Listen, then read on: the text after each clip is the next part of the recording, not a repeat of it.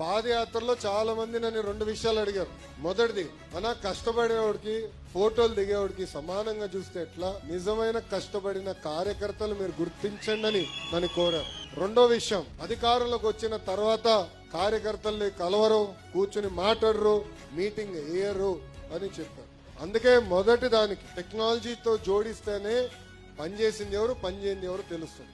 ఇప్పుడు బాబు షూరిటీ భవిష్యత్ గ్యారంటీ అన్నాడు, ఓటీపీ పెడితే అందరూ లొకేషన్ తిట్టుకున్నారు. పాదయాత్ర చేస్తే సరిపోతే ఎన్ని ఎందుకు పెట్టాడు రబే, అది పెట్టాం కనుకనే ఎవరు చేశారు, ఎక్కడ చేశారు, ఎప్పుడు చేశారో తెలుసుకున్నాం.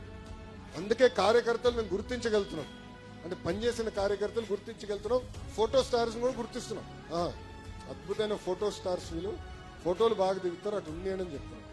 సేమ్ థింగ్ మీరు చూస్తే మెంబర్షిప్ లో కూడా రెఫరల్ ఇచ్చాం, అక్కడ ఎవరు బాగా పనిచేశారు కూడా తెలుసుకున్నాం.